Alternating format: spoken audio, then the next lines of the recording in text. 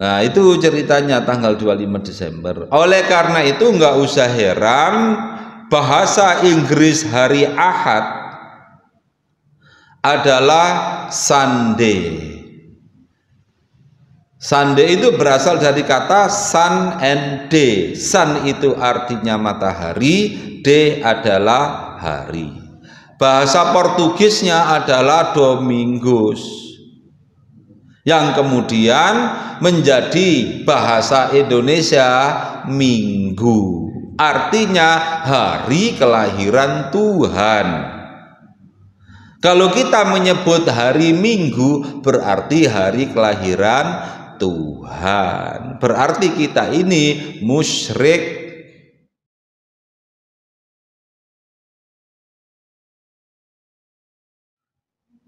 Nah, jadi kalau di Yunani kita juga mengenal anak dewa yang bernama Kristus. Lah kalau di India Dewa Wisnu agar bisa secara langsung berkomunikasi dengan manusia, menolong manusia, maka Dewa Wisnu menitiskan anaknya ke dunia dalam wujud, kalau di Yunani bernama Kristus, kalau di India kita sebut dengan anak dewa yang bernama Krishna. Yaitu ceritanya sama, konsep-konsep seperti itu. Bahkan konsep tentang anak dewa matahari, gambarnya ini kalau patung anak dewa matahari yang bernama Mitra, itu gambarnya yang berwarna kesoklatan. Nah, kemudian yang satunya itu patung apa itu? Patung Liberty yang di Amerika. Ya sama. Nah, ini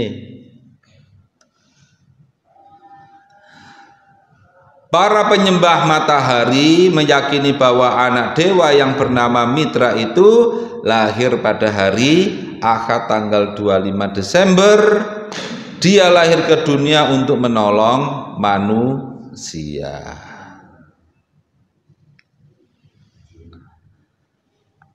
Nah, itu ceritanya tanggal 25 Desember. Oleh karena itu nggak usah heran bahasa Inggris hari Ahad adalah Sunday.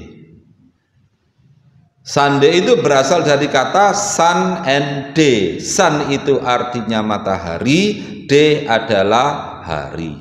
Bahasa Portugisnya adalah Domingos, yang kemudian menjadi bahasa Indonesia Minggu, artinya hari kelahiran Tuhan. Kalau kita menyebut hari Minggu berarti hari kelahiran Tuhan, berarti kita ini musyrik.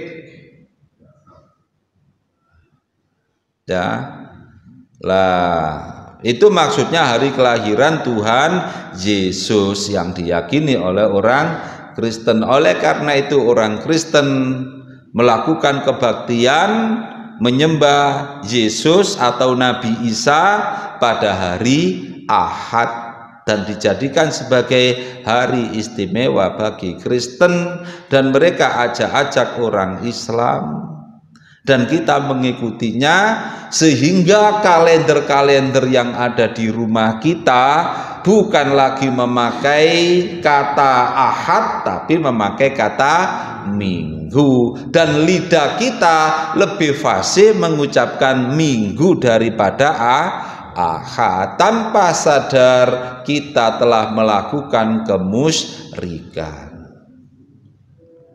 Nah, kita ini diseret oleh orang lain untuk mengikuti tata cara, tradisi, budaya, ritual, keyakinan mereka, sejengkal demi sejengkal, sehasta demi sehasta.